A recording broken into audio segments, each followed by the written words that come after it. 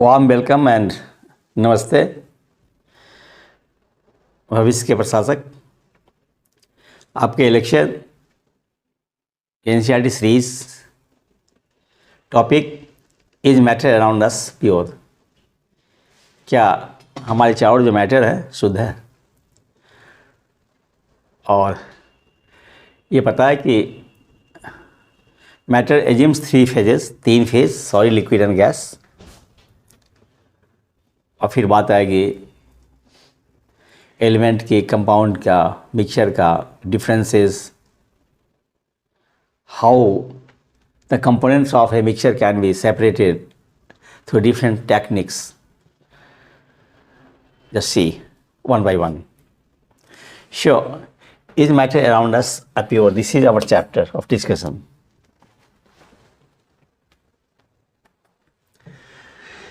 What is a mixture? Mixtures are constituted by more than one kind of pure form of matter known as substance. A substance cannot be separated into other kinds of matter by any physical process.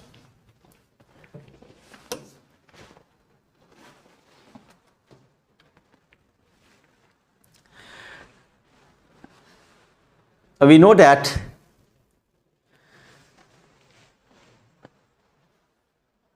dissolved sodium chloride can be separated from water by physical process of evaporation. जैसे मान लेते हैं कि हम water plus NaCl पानी में नमक को घोल दें और चाहेंगे कि अब अलग करना, क्या करेंगे? गर्म करेंगे, वाष्प बनकर पानी उड़ जाएगा, नमक बच जाएगा। And this way we can get salt to be separated from water. इस तरीके से हम अलग कर लेंगे। Next point, soft drink and swallow are not single substances. Whatever the source of a substance may be, it will always have the same characteristic properties. Hence, we can say that a mixture contains more than one substance. Mixture contains more than one substance. Important fact.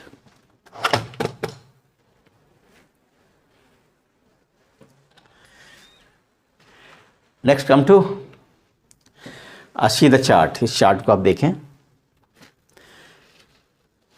इस chart को आप देखेंगे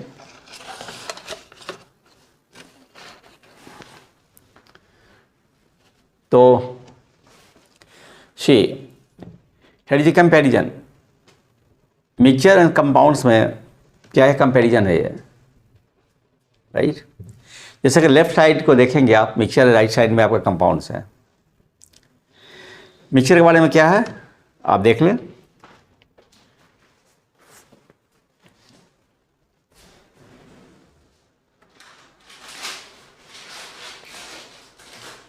just dear फिर problem आ गया, your Windows license will expire soon. यहाँ से करके फिर लगाना पड़ेगा।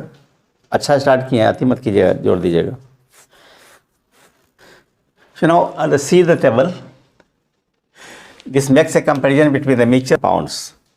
मिक्सचर कंपाउंड्स में क्या कंपेरिजन आप देखें। लेफ्ट हैंड साइड को आप देखें, मिक्सचर में, इसको मिश्रण नहीं बोलते हैं, वह यौगिक कहलाता है। Elements or compound just mix together to form a mixture and no new compound is formed. याद रखेंगे, मिश्रण में कोई नया कंपाउंड नहीं बनता है। जैसे आप कंकर है, कंकर में बालू को मिला दें तो वो नया कंपाउंड नहीं बनेगा, या चावल में आटे को मिला दें, you can not get the new compound. ये मिक्सचर है। ये a mixture has a variable composition. Second point, a mixture shows the properties of the constituent substances.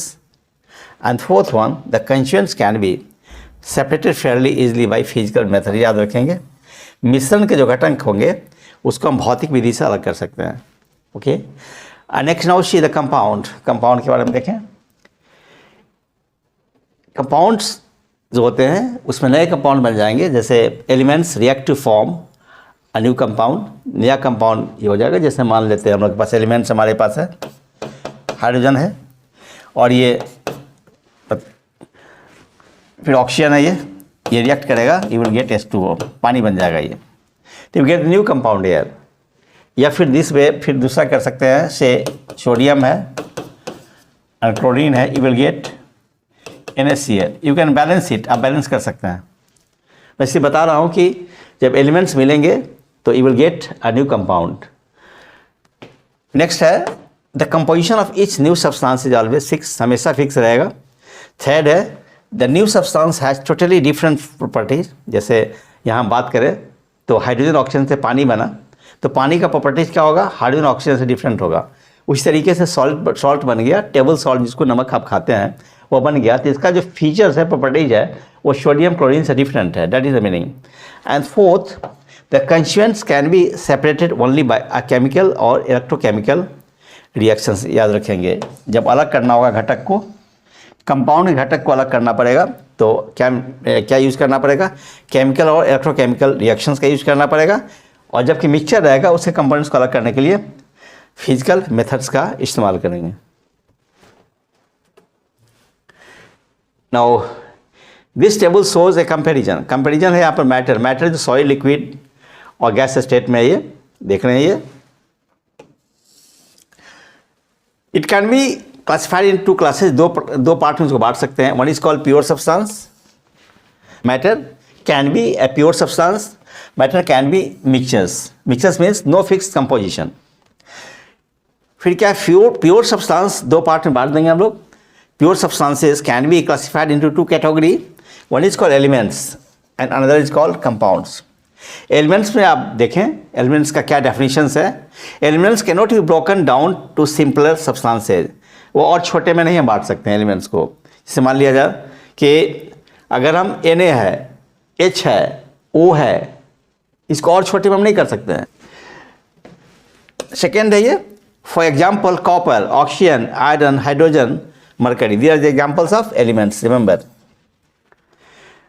Things are very simple, चीज़ें बहुत छोटी है, पर जब 4 ऑप्शंस मिलता है एग्ज़ाम में और जब वो इंटरलिंक्ड रहता है तो एग्ज़ाम हॉल में ऐसे ही इतना एग्ज़ाम स्ट्रेस रहता है, एप्रीहेंशन रहता है कि इवन क्या है, कभी कभी आप सिंपल क्वेश्चन में भी कन्फ्यूज कर जाते हैं।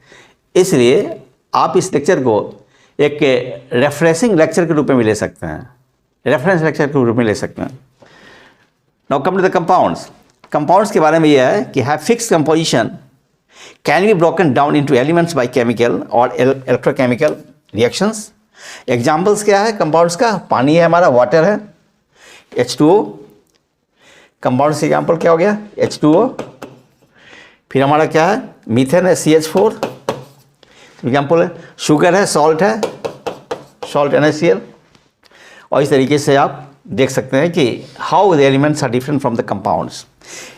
Now come to the mixture. Mixture भी क्या होगा, 2 प्रकार का होगा, one is called homogeneous and another is called heterogeneous. जैसे सॉल्यूशन की बात करेंगे तो सॉल्यूशन होमोजेनस है, और ये हेट्रोजेनस का एग्जाम्पल्स होगा तो क्लोराइड्स है, जैसे मिस्ट है वो क्लोराइड है। सो द मिक्सचर्स में बी होमोजेनस, होमोजेनस का मतलब हुआ यूनिफॉर्म कंपोजिशन।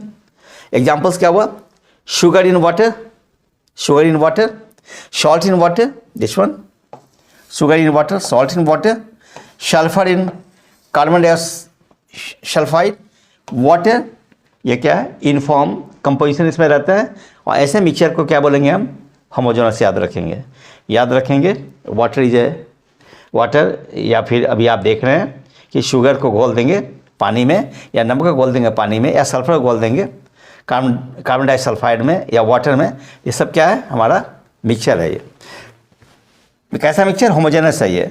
लेकिन अब ये हेट्रोजेनस की बात आएगी तो उस पर एग्जाम्पल्स क्या होगा, ये नॉन यूनिफॉर्म कंपोजिशन। एग्जाम्पल्स क्या है, sand and salt, sugar and salt, water in oil.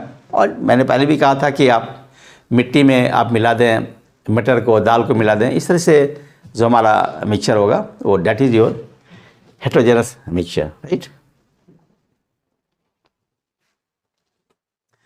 Next, what is a solution. Solution के बारे में पहले ही कहा, ये होमोजेनस मिक्सचर है। Solution is homogeneous mixture by it. याद रखेंगे, ये क्वेश्चन आ सकता है। You come across various types of solutions in your daily life, जैसे लेमोनेड है, सोडा वाटर है, ऐसे एग्जाम्पल्स ऑफ सॉल्यूशंस है। और फिर usually we think of a solution as a liquid that contains either A solid liquid और ए gas dissolve in it. मतलब क्या हुआ, सॉल्यूशन में दो पार्ट होंगे, एक कहेंगे, एक को क्या कहेंगे सॉलिड कहेंगे, दूसरे कहेंगे सॉल्वेंट। जैसे सॉल्वेंट वाटर, सॉलिड क्या हुआ चीनी। अगर पानी में हम चीनी को घुला देंगे तो क्या हो गया, चीनी क्या हो गया सॉलिड हो गया, SOLUT, और वाटर क्या हो गया सॉल्वेंट हो गया। रिमेंबर,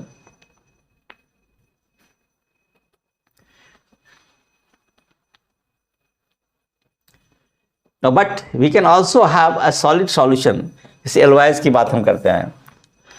फिर गैसेस सॉल्यूशन, एयर की बात करते हैं। One is solid solution, another one gases solution. Solid solution alloys हो गया और गैसेस सॉल्यूशन में आपका एयर हो गया।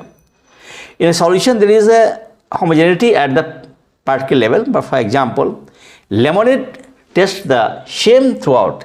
This shows that particles of sugar or salt are evenly distributed in the solution. Now come to the alloys. Alloys are mixtures of two or more metals, or a metal and a non-metal. Remember, alloys are a mixture of two or more metals, or a metal and a non-metal, and cannot be separated into their components by physical methods. Physical method से इसको हम separate नहीं कर सकते हैं, हालांकि ये mixture है. But still, an alloy is considered as a mixture because it shows the properties of its constituents and can have variable composition.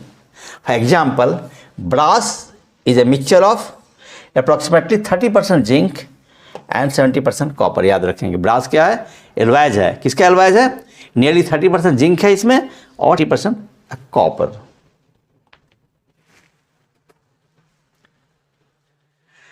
Now ये मैंने बता दिया था कि ए सॉल्यूशन हैज ए सॉल्वेंट, एक सॉल्वेंट है ये, जैसे अगर वाटर मान सकते हैं सॉल्वेंट हो ये, और ये सॉल्यूट के रूप में क्या हो जाएगा NaCl, नमक हो सकता है, शुगर हो सकता है। As components, the component of the solution that dissolves the other component in it, usually the component present in large amount is called the solvent. The component of the solution that is dissolved in the solvent, usually present in lesser quantity, is called the solute. Example, a solution of sugar in water is a solid, a liquid solution. In the solution, sugar is the solute and water is the solvent. Second one, a solution of iodine is alcohol known as a solution of iodine. Remember, solution of iodine and alcohol, it is known as the tincture of iodine. Remember, ये अलग से भी सवाल आता है ये multiple choice में कि टिंचर ऑफ आयोडीन क्या है। तो solution of iodine in alcohol, alcohol में जो आयोडीन का सॉल्यूशन होता है उसे हम क्या बोलते हैं, tincture of iodine. Okay, has iodine solid as the solute and alcohol liquid as the solvent. Third, aerated drinks like soda water etc. are gas in liquid solutions. These contain carbon dioxide. याद रखेंगे, soda water में क्या रहेगा, carbon dioxide as solute and water as the solvent. Now air is also a mixture of gas. याद रखेंगे, air is a mixture of gas and gas. Air is a homogeneous mixture, of course. याद रखेंगे ये homogeneous mixture है, air homogeneous mixture of a number of gases. And you all know जो main constituents होते हैं वो oxygen 21% and nitrogen 78%. The other gases are present in a very small amounts. Now come to the properties of a solution. A solution is a homogeneous mixture, remember. Next one, the particles of a solution are smaller than 1 nanometer. Remember, 1 nanometer. 1 nanometer is equal to 10 to the power minus 9 meter. 1 nanometer is equal to 10 to the power minus 9 meter in diameter. So they cannot be seen by unaided eyes. Next one, because of very small particle size, they don't scatter a beam of light passing through the solution. So the path of light is not visible in a solution. Remember, very important fact. The solid particles cannot be separated from the mixture by the process of filtration. The solid particles don't settle down when left undisturbed. That is, a solution is stable.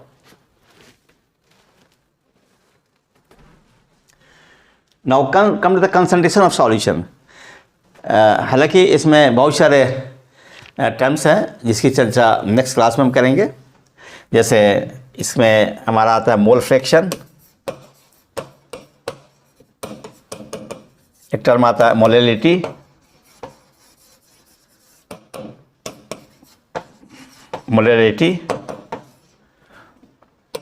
Normality, different terms are there. देखिए यहाँ पर जो हम बात करेंगे आपसे कि concentration of solution का मतलब होता है कि जैसे दो रूप में हम देखेंगे सॉल्यूशन को. एक हमारा सैचुरेटेड, दूसरा unsaturated.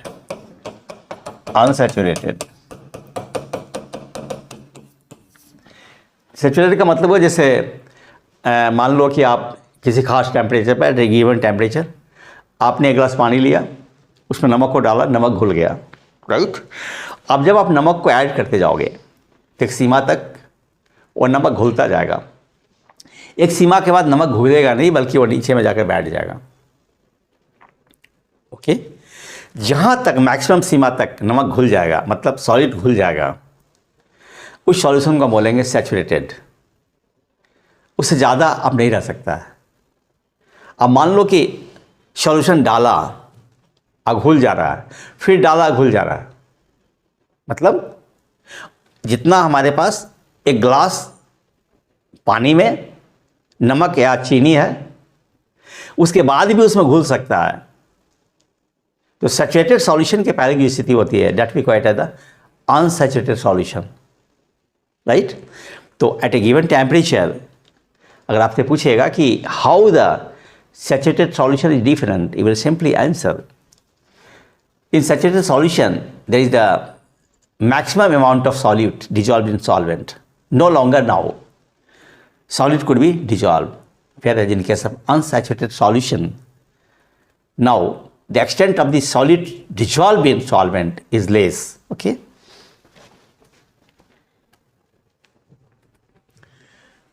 now come to the suspension. Non-homogeneous system. Non-homogeneous system like those obtained by group, actually this not needed. Okay, simply remember कि a suspension is a heterogeneous mixture in which the solid particles don't dissolve but remain suspended throughout the bulk of the medium. Particles of a suspension are visible to the naked eye.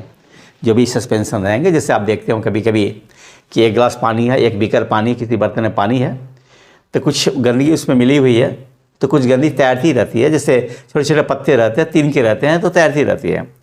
तो suspension क्या है? It's a heterogeneous mixture. और ख़ास बात यही है कि इसके जो पार्टिकल्स रहते हैं वो सॉल्वेंट में सस्पेंडेड रहते हैं, और ये खुली आंख से आप इसको देख सकते हैं, right. Next, what is colloidal solution? The mixture of colloidal solution are say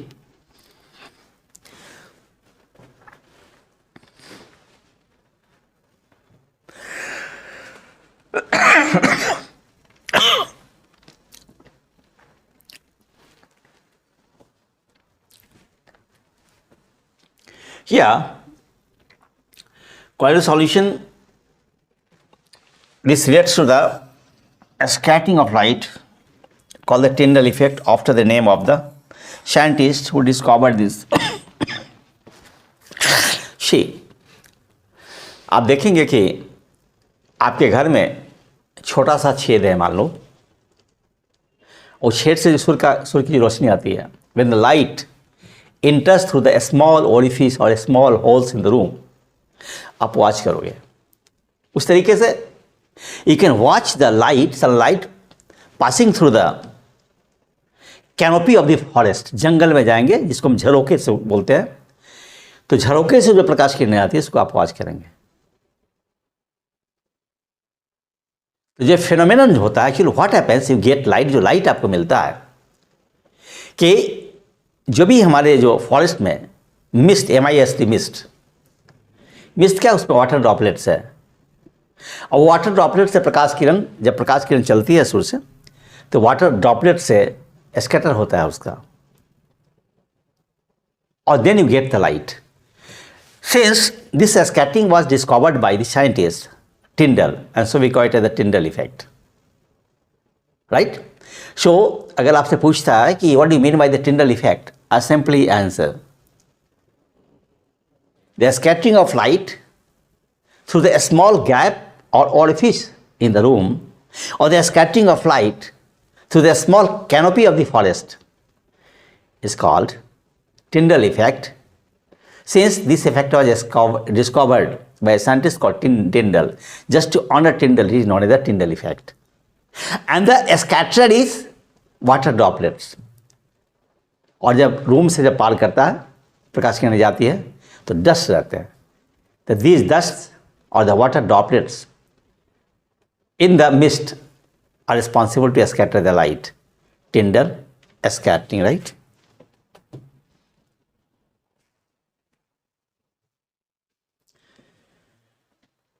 now share examples यहाँ पे दिए जा रहे हैं, आप देखेंगे इसमें, ये टॉर्च है, लाइट जा रहा है, ये जो आपका जो बीकर देख रहे हैं, कंटेनर देख रहे हैं, इस कंटेनर में क्या है, solution of copper sulphate.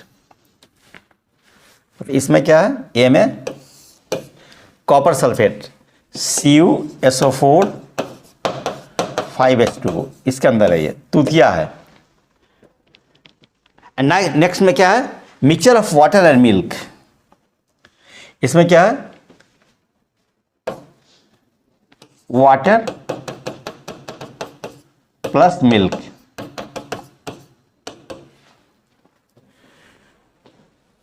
Okay, अब आप देख रहे हैं कि जब लाइट जा रहा, प्रकाश किरण पार कर रही है, तो आप देख रहे हैं कि इससे जो फर्स्ट कंटेनर है, इससे कोई भी प्रकाश किरण नहीं पार कर पा रही है, विजिबल नहीं है ये. और इससे आप देख रहे हैं प्रकाश किरण जब पार कर रही, विजिबल है ये. Means copper sulphate will not show Tyndall effect. क्यों नहीं करेगा, क्योंकि copper sulphate is not a chloride, ये क्लोराइड नहीं है. Copper sulphate is not chloride, not a chloride. यहाँ पर आप देख रहे हैं कि प्रकाश किरणें अंदर में है, पार कर जा रही है. क्यों, क्योंकि इसके अंदर में वाटर एंड मिल्क है. वही milk N example of chloride. Milk जो है वो आपका दूध जो है वो क्लोराइड के एग्जाम्पल्स है. याद रखेंगे, ये भी सवाल पूछ सकता है कि कौन सा टिंडल इफेक्ट शो करेगा, copper sulphate solution. Answer is no. Copper sulphate solution will not show, will not give Tyndall effect, whereas milk and water will give Tyndall effect because later is a colloid. Okay.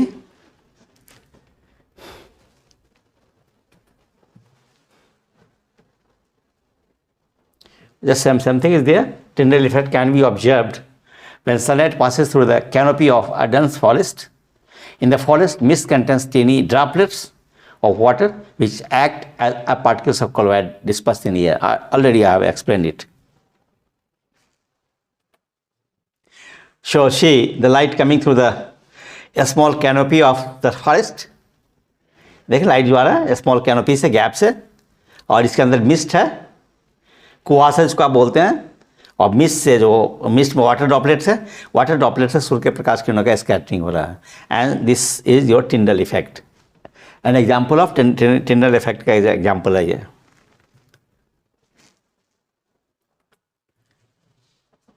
Now come to the properties of a colloid. A colloid is a heterogeneous mixture. Remember, solution homogeneous है, याद रखेंगे.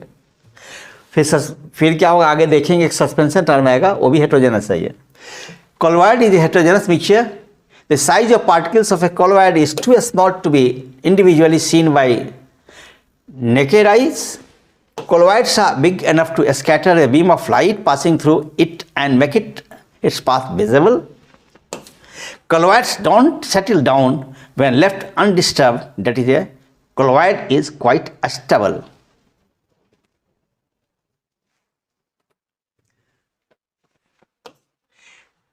Colloids cannot be separated from the mixture by the process of filtration, but a special technique of separation known as centrifugation will be used.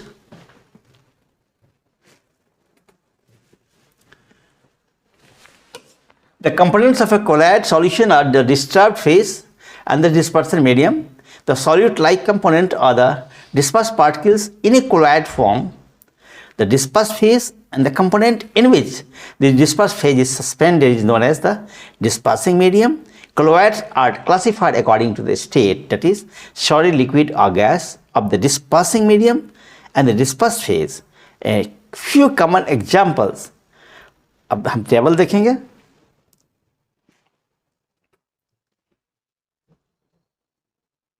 A few questions are there. Differentiate between homogeneous and heterogeneous mixtures with examples. Yes, चर्चा हो गई है. How a Scholl solution and suspension are different from each other. Second question. Third one, to make a saturated solution, 36 gram of sodium chloride is dissolved in 100 gram of water at 293 Kelvin. Find the concentration at this temperature. These are the questions for you. You will make the exercise. Now this will speak more examples of the colloid. Say dispersed phase, dispersing phase, type, example. इस सारे के सारे आप देख लेंगे. जैसे आप exam यहाँ पर पहले एग्जाम्पल ही मैं बोल दे रहा हूँ. जैसे fog, clouds, mist, smoke, automobile exhaust, shaving cream जो दाढ़ी बनाने में क्रीम होता है, मिल्क दूध, face cream, milk of magnesia, mud मिट्टी जो होती है, फोम, रबर, रबर याद रखेंगे क्या है, एक क्लोराइड है ये, स्पॉन्ज, पिमुशेली, चीज, बटर, बटर क्या है, क्लोराइड याद रखेंगे, cloud, gemstone, milky glasses. These are examples of colloids. याद रखेंगे, वेरी ये सब याद रखेंगे, पूछे जा सकते हैं.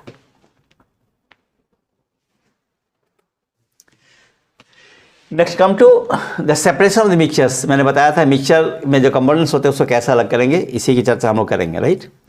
सो हमारा जो है जो मिक्सचर है, तो मिक्सचर का जो कंपोनेंट्स होगा कैसे हम अलग करेंगे, बहुत सारे एग्जांपल्स हैं, अभी हम देखते हैं. जैसे हेट्रोजेनस मिक्सचर्स है. Heterogeneous mixtures can be separated into their respective constituents by a simple physical methods like hand picking, हाथ से चुन करके, sieving, filtration that we use in our day to life. पानी को छान लेते हैं, अगर मान लीजिए पानी में गंदगी है तो पानी को छानना पड़ता, छान लेते हैं. Sometimes special techniques have to be used for the separation of the components of a mixture. अब कुछ हम एग्जाम्पल्स ले रहे हैं स्पेसिफिक. ठीक है, इसको रखेंगे, पूछे जाएंगे क्वेश्चन. ये जाते हैं. ये how can we obtain colored component, that is dye, from blue or black ink. Blue और ब्लैक इंक से डाई को कैसे अलग करेंगे, तो आपको सिर्फ यहाँ पे डिटेल्स ही डोंट नीड, क्योंकि मल्टीपल चॉइस में डिटेल की जरूरत नहीं है. इसलिए आप सिंपल याद रखेंगे इवेपोरेशन.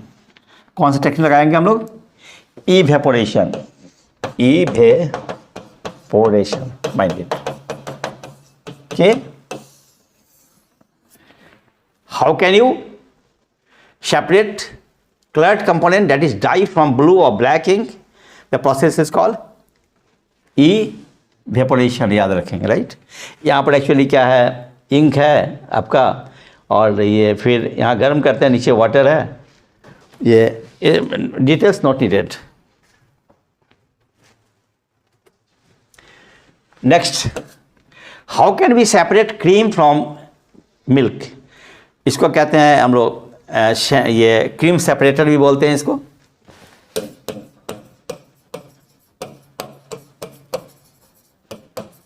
सेंट्रीफ्यूज भी बोलते हैं हम लोग.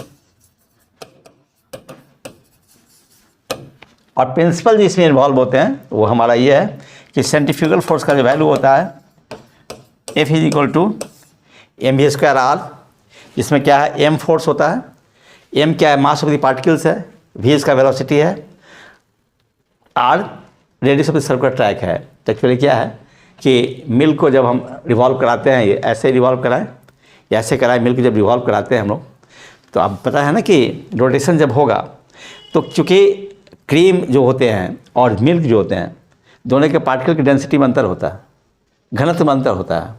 और नतीजा क्या होता है, जब घनत्व में अंतर होगा तो उस पर अलग अलग फोर्स लगेगा, अलग फोर्स लगेगा तो दोनों एक दूसरे से अलग किए जाते हैं। ये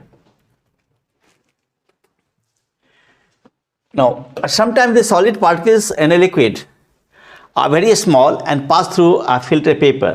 For such particles, the filtration technique cannot be used for a separation. Such mixtures are separated by centrifugation. मैंने ये बता दिया पहले ही. The principle is that the denser particles are forced to the bottom and the lighter particles stay at the top when expand rapidly. और मैंने बता दिया कि प्रिंसिपल क्या है कि सेंट्रीफ्यूगल फोर्स और the centripetal force is equal to mv²/r, where F is the centrifugal force, m is the mass of the particle, v the velocity and r radius of the circular track. Now ये जो हमारा centrifugation का जो इस्तेमाल होता है कहाँ का, क्या क्या क्या फ़ायदा है, use of centrifugation used in diagnostic laboratories for blood and urine test, used in dairies and home to separate butter from cream, used in washing machines to squeeze out water from wet clothes. हम लोग washing machine का इस्तेमाल करते हैं। अब जरा ये भी ध्यान देंगे कि वॉशिंग मशीन जो काम करेगा वो it works on the principle of centrifugation, वो काम करेगा। F is equal to mv²/r उसमें वर्क करेगा। Next, how can we separate a mixture of two immiscible liquids? ये कैसे हम अलग करेंगे, इसको हम देखेंगे। ये एक्चुअली इसमें भी क्या है, डेंसिटी अलग अलग होते हैं, क्योंकि यहाँ आप देख रहे हैं वाटर है, केरोसिन है, दोनों के डेंसिटी अलग अलग होते हैं। और इसमें क्या है, सेपरेटिंग टनल का इस्तेमाल करते हैं हम लोग, टनल का इस्तेमाल करते हैं। और सिद्धांत क्या है, डेंसिटी अलग अलग है, difference in density value, density value अलग अलग होते हैं। केरोसिन हल्का होता है, ऊपर आ जाता है, और आपका वाटर भारी होता है, वो नीचे रहेगा। तो यहाँ पर कौन सा प्रिंसिपल लगेगा, अगर इमिसिबल दो लिक्विड्स है उनकी यदि अलग करना होगा तो it works on the principle of varying value of the densities. Applications क्या होगा इसका, to separate mixture of oil and water in the extraction of iron from its ore, lighter slag is removed from the top by this method to leave the molten iron at the bottom in the furnace. The principle is that the immiscible liquids, immiscible का मतलब नहीं लगेगा, immiscible liquids separate out in layers depending on their densities. मैं पहले ही कह दिया densities.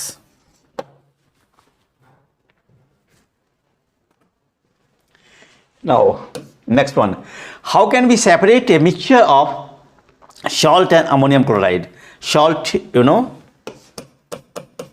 NaCl, formula भी याद रखिएगा। अमोनियम क्लोराइड, इसको नौसादरी बोलते हैं, NH4Cl। वी हैव लर्नड, हम देखा है हमने कि ammonium chloride changes directly from solid to, ये क्या सब्लिमेशन मेथड है, ये कि जो नौसादर जो होगा वो सीधे क्या होगा, सॉलिड से गैस में कन्वर्ट होता है, आपका लिक्विड में नहीं आता है, राइट। तो ये सब्लिमेशन मेथड है, यहाँ पे देख लीजिए, सब्लिमेशन मेथड से ये काम करेगा ये। तो से here the method use is sublimation,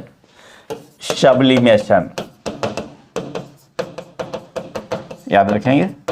तो कोई पूछेगा कि नमक से नौसादर को कैसे अलग करेंगे, NaCl से NH4Cl को कैसे अलग करेंगे, your answer will be the sublimation, क्योंकि ऐसे ऐसे हमारे जो पदार्थ के स्टेट रहेंगे, ऐसे पदार्थ रहेंगे जो सॉलिड में तो रहेंगे लेकिन सीधे वो लिक्विड में नहीं आएंगे, गैस में कन्वर्ट हो जाएंगे। The process is called sublimation. ये आपका कपूर भी होगा, कैम्फोर भी होगा। अगर मान लेते हैं NH4Cl को नहीं रखिए, आप NaCl में आप कैम्फोर को मिला दो, कपूर को मिलाओ, सेम प्रिंसिपल होगा। कपूर क्या होगा, सॉलिड से सीधे गैस में कन्वर्ट हो जाएगा।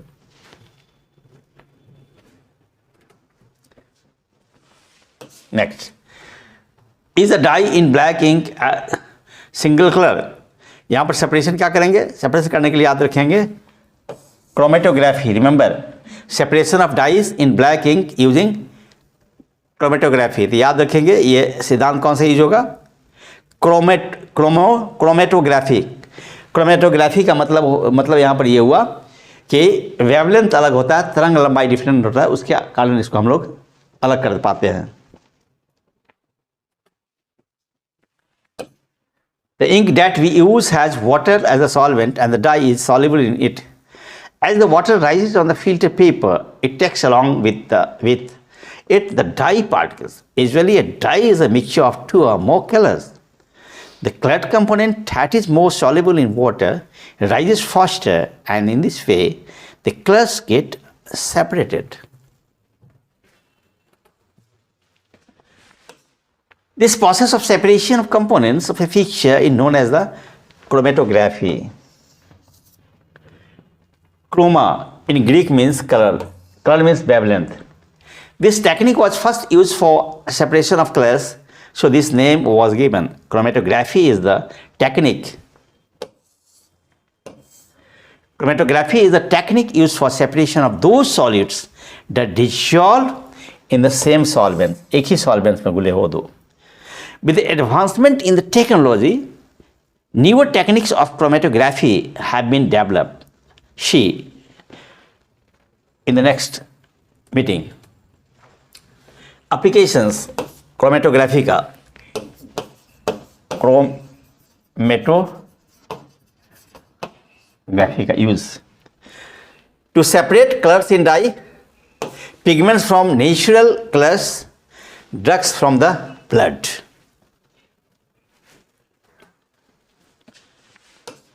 How can we separate a mixture of two miscible, जो मिल जाए liquids? ये इस्तेमाल होगा बॉइलिंग पॉइंट का। बॉइलिंग पॉइंट कॉन्सेप्ट का यूज करेंगे हम लोग। Now this method is called the distillation. It is used for the separation of components of a mixture containing two miscible liquids that boil without decomposition and have sufficient difference in their boiling point. ये हमारा demonstration है, device है, पर dot NEET सीधे आपको याद रखना है। प्रोसेस क्या इस्तेमाल होगा, डिस्टिलेशन प्रोसेस इस्तेमाल होगा। बस remember, distillation, distillation.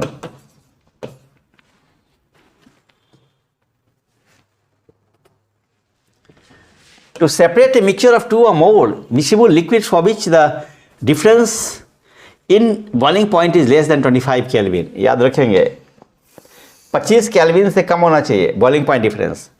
Fractional distillation चाहिए। डिस्टिलेशन में भी क्या है, स्पेशल काइंड है ये, that is called fractional distillation. तो फ्रैक्शनल डिस्टिलेशन कहाँ काम करेगा, जहाँ पे दो लिक्विड्स के बॉइलिंग पॉइंट का डिफरेंस 25 केल्विन से कम होगा।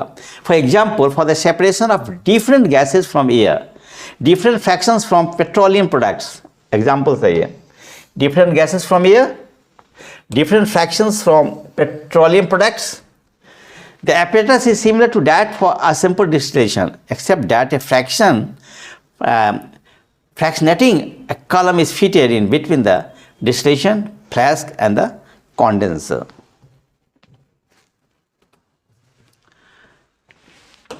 A simple fractionating column is a tube packed with glass head beads.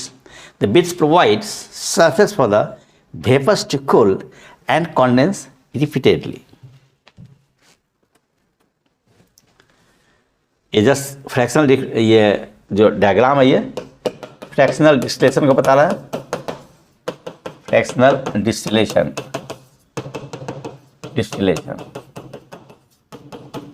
Fractional distillation.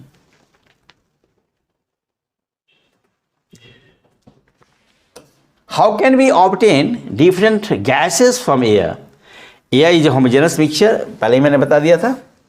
And can be separated into components by fractional distillation. याद रखेंगे, हवा के जो घटक है उनको अलग करना होगा. ऑक्सीजन, नाइट्रोजन जो भी है, स्मॉल अमाउंट में कार्बन डाइऑक्साइड है या ओजोन है, ये सब को अलग करना होगा. तो कौन से इस्तेमाल करेंगे हम लोग? Technique fractional distillation. ये एक डेमो है, मैं आपका इसमें क्या होगा, details not required, just it's for the sake of all reference for you.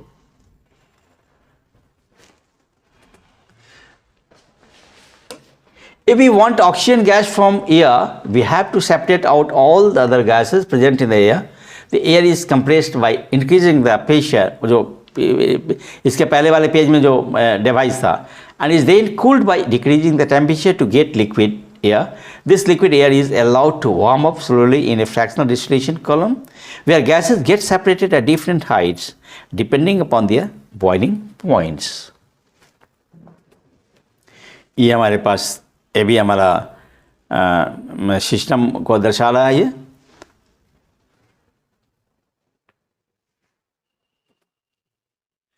How can we obtain pure copper sulphate from impure sample? The crystallization, यहाँ पर प्रोसेस क्या होगा? आंसर आपका होगा क्रिस्टलाइजेशन. रवाकरण का विधि है कि how can we obtain pure copper sulphate from and impure a sample. इसको क्या करेंगे? क्रिस्टलाइजेशन मेथड है. For example, the salt we get from sea water can have many impurities in it. To remove these impurities the process of crystallization is used. Crystallization is a process that separates a pure solid in the form of its crystals from a solution. Crystallization, a technique, is better than simple evaporation. Remember, crystallization technique is better than a simple evaporation techniques. Some solids decompose or some, like sugar, may get sheared on heating to dryness. Some impurities may remain dissolved in the solution even after filtration. On evaporation, these contaminate the solid. Applications क्या है? Purification of salt that we get from seawater, separation of crystals of alum, फिटकरी जिसको आप बोलते हैं, from impure samples. Thus, by choosing one of the above methods according to the nature of components of a mixture, we get a pure substance. इस तरीके से हम लोग शुद्ध कर पाते हैं, अलग कर पाते हैं कंपोनेंट्स को. यहाँ पे जस्ट एक डेमो है कि वाटर जो प्यूरिफिकेशंस होता है, जो हमारे घर तक प्योर वाटर जो आता है, उसका प्रोसेस क्या है. रिजर्वायर है, रिजर्वायर से फिर पानी कहाँ पर आया? आपका सेडिमेंटेशन टैंक है यहाँ पर to allow solids to settle. यहाँ पे जो धूल कण वगैरह जो बैठ जाते हैं, फिर ये आगे बढ़ता है. आगे ये हमारे फाइनली जो हमारे पास जो पानी आता है घर में, वो क्लोरिनेशन टू किल बैक्टीरिया. इस तरीके से हमारे पास वाटर प्यूरिफिकेशन का सिस्टम्स होता है इन वाटर वर्क्स.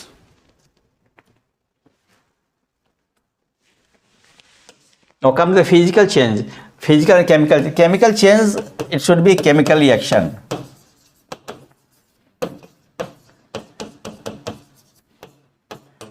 जैसे हमारा मोम का पिघलना हो गया या बर्फ़ का पिघलना हो गया, ये फिजिकल चेंज है. ये बर्फ़ पिघल गया, मान लो बर्फ़ है, बर्फ़ का टुकड़ा है, पिघल के पानी बन गया, और फिर ठंडा कर देंगे, पानी बर्फ़ में आ जाएगा. ठीक है, और फिर वो लेटेंट हीट है या स्पेसिफिक हीट का कॉन्सेप्ट लगता है वहाँ पे. उस तरीके से वेपर है, कन्वर्ट हो जाएगा वाटर में, फिर वाटर सॉलिड में हो जाएगा. ये this is example of physical change. जैसे आपका मोमबत्ती, मोम पिघल गया, melting of wax, this is example of physical change. लेकिन जब मोमबत्ती जलेगी तो क्या होगा? मोम तो पिघलेगा, और साथ साथ क्या होगा, जो जलने के बाद फिर जो CO2 इमिट होगा इन्वायरमेंट में, तो फिर CO2 को फिर वापस नहीं ला सकते हैं. It's a chemical change. मतलब कहने का अर्थ हुआ कि बर्निंग ऑफ अ कैंडल, मोमबत्ती का जलना, दोनों हो गया. उसमें मेल्टिंग ऑफ वैक्स है, ये फिजिकल चेंज हो गया. लेकिन जब वो कन्वर्ट हो गया बर्निंग के बाद, आपका जो वीक होता है, बत्ती होती है, जलने के बाद कन्वर्ट होता है CO2 में. This is an example of physical chemical change means chemical reaction, मतलब फिर वापस नहीं आएगा, याद रखेंगे आप।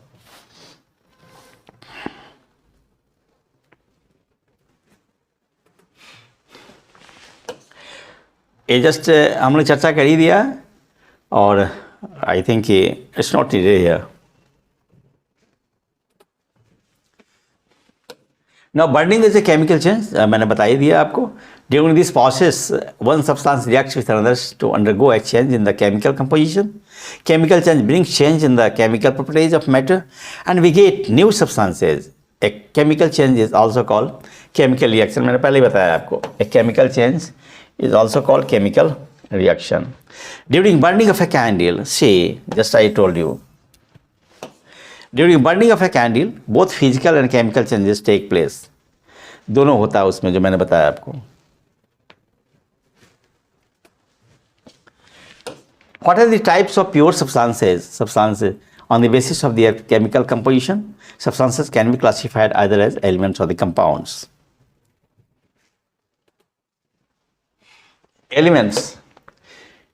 एलिमेंट्स जैसे आपके Robert Boyle was the first scientist to use the term element. याद रखेंगे, ये भी क्वेश्चन पूछा जा सकता है कि एलिमेंट टर्म्स कहाँ से आया ये।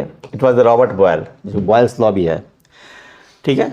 फिर लेवॉयजर जो है ड्यूरिंग 1743-94, ये फ्रेंच केमिस्ट है, was the first to establish experimentally useful definition of element. Element को डिफाइन करने वाले कौन है? लेवॉयजर है। Remember, he defined an element as a basic form of matter.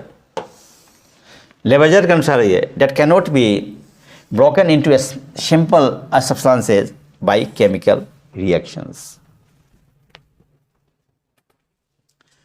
Elements can be normally divided into two metals. Remember, non-metals and metalloids. से metals के examples हमारे होंगे, वो these are the properties। ये luster है, shine इसमें होता है metals में। मैं आपके आगे चल के एक टेबल देता है। मेटल्स जो होते हैं कंडक्टर ऑफ इलेक्ट्रिसिटी होते हैं और विद्युत के चालक होते हैं, उष्मा के भी चालक होते हैं। मैं एक टेबल दे रहा हूँ आगे, उसको देखें, उस टेबल से आसानी से हम बात को समझ जाएंगे। इससे एग्जाम्पल्स हमारे पास है देखने मेटल्स के, gold, silver, copper, iron, sodium, potassium. Mercury is the only metal that is liquid at room temperature. Very important fact. Non metals usually show some all of the following properties. ये non metals के नीचे में है और examples non metals के याद रखिएगा। Normally gases है, ये हाइड्रोजन है, ऑक्सीजन है, आयोडीन है, कार्बन कोल कोप है, फिर ब्रोमीन है, क्लोरीन है। These are the non metals के एग्जाम्पल्स हैं ये। और फिर हमारे पास जो मेटलोइड्स भी होते हैं, जैसे जर्मेनियम ऐसा है, जर्मेनियम के पास दोनों प्रॉपर्टीज़ हैं, मेटल्स नॉन मेटल्स का दोनों होता है, उसको कहते हैं हम लोग metalloids. Remember,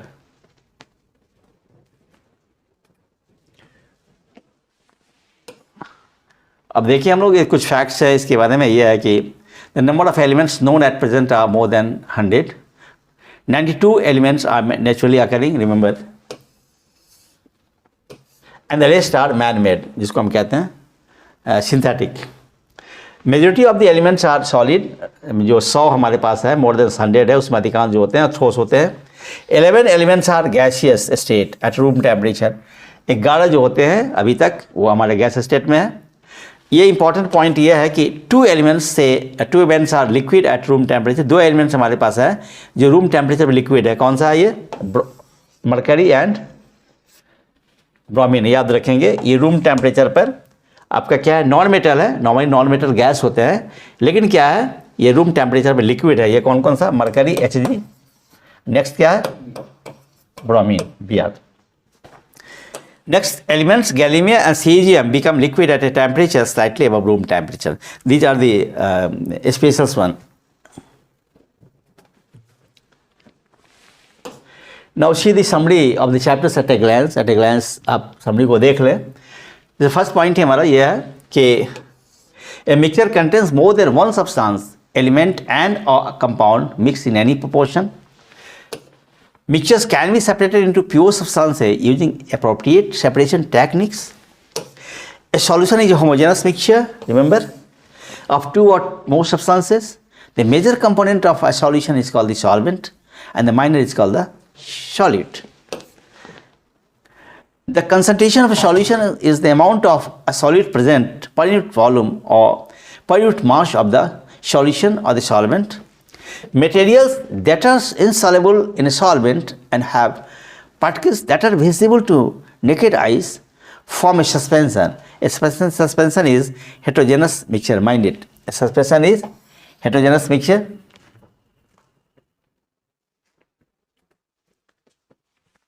next colloids are the heterogeneous. Suspension भी हेट्रोजेनस है, कोलोइड्स भी हेट्रोजेनस है, सॉल्यूशन क्या होमोजेनस है. Colloids are heterogeneous mixtures in which the particle size is too small to shine with the naked eye, but is big enough to scatter light. Colloids are useful in industry and daily life. The particles are called the dispersed phase, and the medium in which they are distributed is called the disperser medium. Pure substances can be element or compounds. An element is a form of matter that cannot be broken down by chemical reactions into simple substances. A compound is a substance composed of two or more different types of elements chemically combined in a fixed proportion. Properties of a compound is different from its constituent elements, whereas a mixture shows the properties of the constituent elements or the compounds. That's all for the day. Thank you.